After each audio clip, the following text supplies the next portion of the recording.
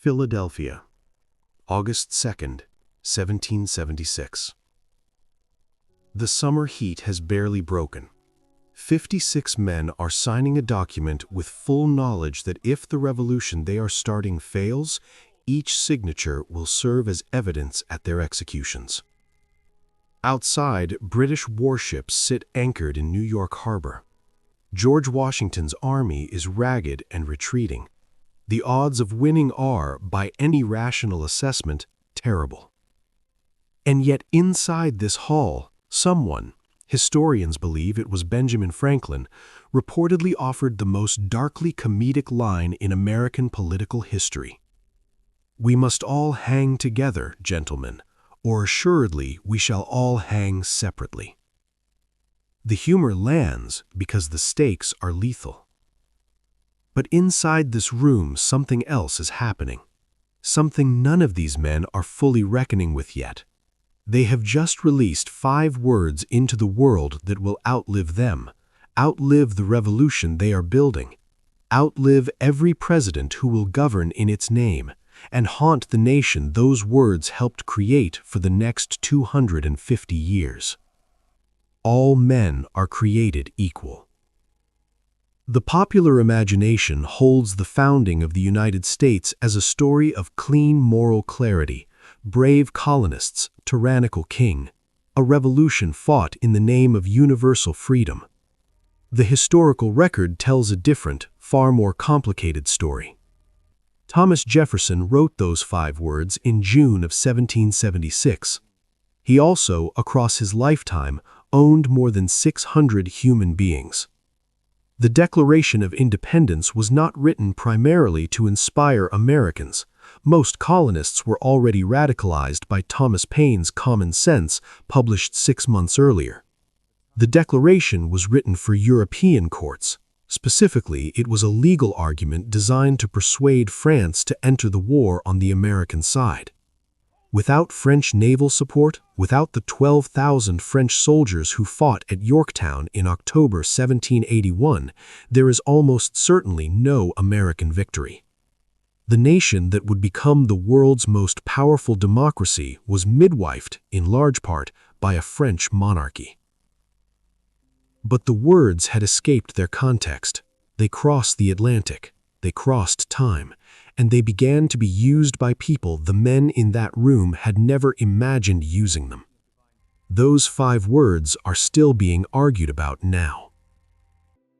Long before those words existed, this land held civilizations of extraordinary depth. The Haudenosaunee Confederacy in the Northeast, 6 nations unified under a democratic governance structure so sophisticated that Benjamin Franklin openly cited it as a structural model when designing the Articles of Confederation. The Mississippian city of Cahokia, near what is now St. Louis, held a population of up to 20,000 people around 1100 CE, comparable to London at the same moment in history. These were not empty landscapes waiting to be named. They were home to an estimated 60 million people who had spent 15 millennia learning the continent, its rivers, its silences, its seasons. Then came the Europeans. The Spanish arrived first, 1513, Ponce de Leon in Florida.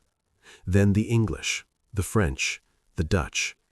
By the time the first permanent English settlement was established at Jamestown, Virginia, in 1607, smallpox or colonial violence had already killed between 50% and 90% of the continent's indigenous population. The land the settlers called wilderness was in many cases a graveyard they hadn't learned to read. 12 years after Jamestown, in 1619, a ship arrived at Point Comfort, Virginia, carrying the first enslaved Africans to be sold in an English colony on North American soil. 2 experiments arrived on this continent almost simultaneously, one in self-governance, one in human bondage. They grew up together, feeding and tormenting each other for the next 4 centuries. The tension was visible from the start. When delegates gathered in Philadelphia in 1787 to draft the Constitution, they had to decide what to do with slavery. They chose to preserve it. The 3/5 compromise counted enslaved people as 3/5 of a person for purposes of political representation, which meant the slaveholding South gained seats in Congress precisely through the people it enslaved. The contradiction was not an oversight. It was a negotiated settlement. The question that document left unanswered was already pressing hard against its walls. How long can a nation survive the distance between its founding promise and its daily practice? Gettysburg, Pennsylvania, July 3, 1863, 2 in the afternoon. Pull back first to see the full continent. The nation is splitting itself in two. 11 southern states have seceded to defend an economic order built entirely on enslaved labor. More than 600,000 soldiers will die before it ends, more American deaths than in every other war the United States has ever fought combined. The founding contradiction, unresolved for 87 years, has finally become a battlefield. Now move in closer.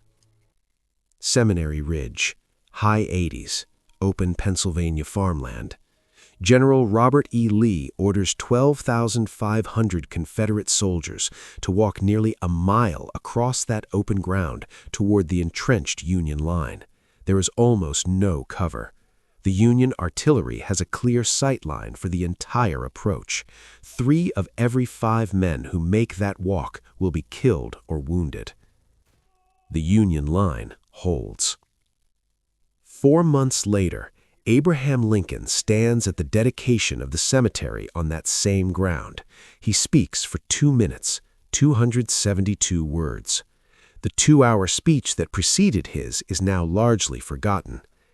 Lincoln says the nation was conceived in liberty and dedicated to the proposition that all men are created equal.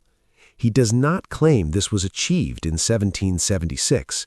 He reframes 1776 not as a completed fact, but as a proposition, deliberately shifting Jefferson's phrasing, as scholars would later note, from a self-evident truth that one holds to a practical goal that must be demonstrated through deed. He is rewriting the American founding from the site of its bloodiest test, in public, and the audience applauds. The 5 words, which Jefferson wrote as strategy and Lincoln reclaimed as mission, are now larger than either man. But the question is no longer whether the Union will survive. The question, darker, harder, is what it will do with its survival.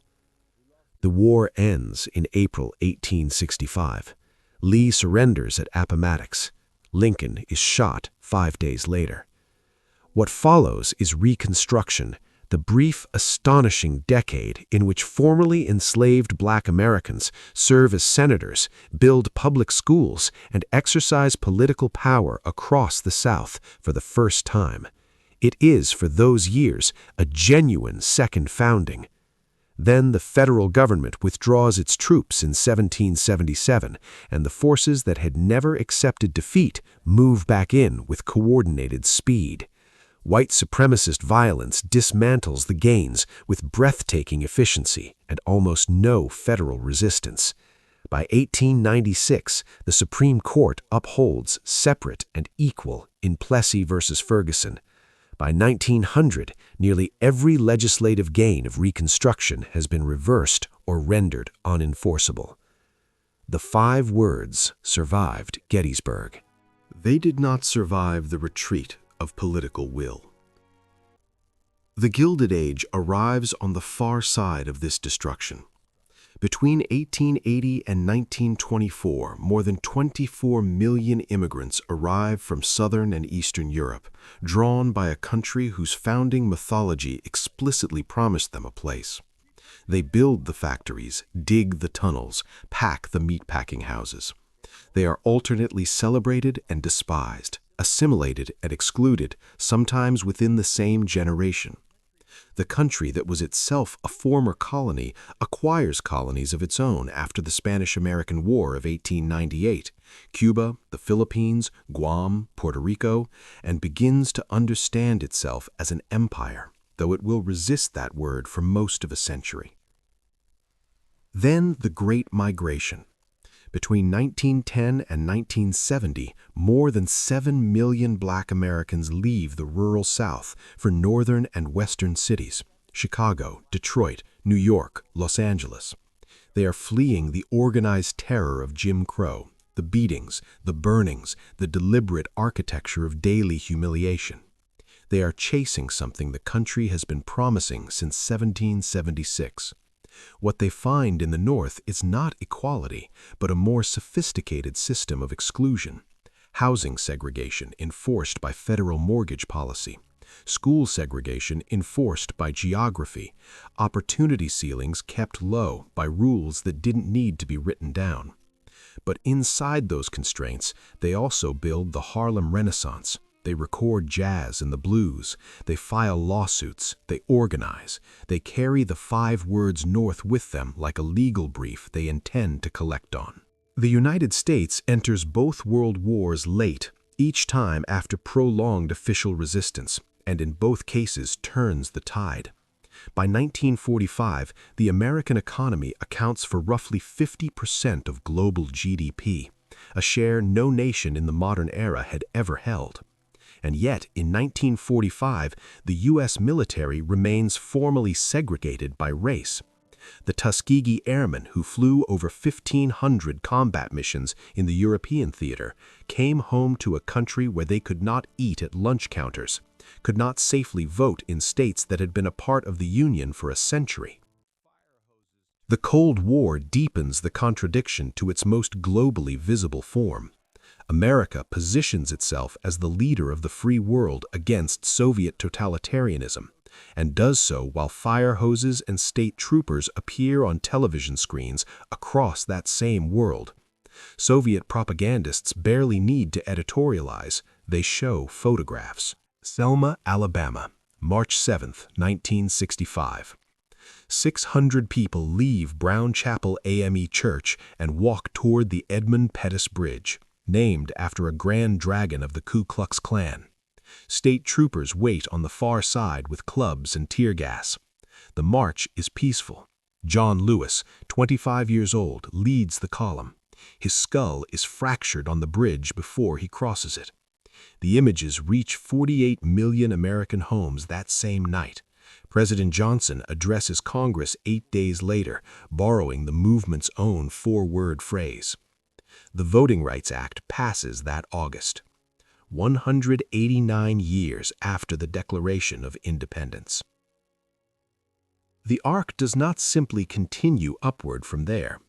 Vietnam takes 58,000 American lives and an estimated 2 million Vietnamese civilian lives in a war that the Pentagon Papers, leaked in 1971, revealed the government had never fully believed it could win.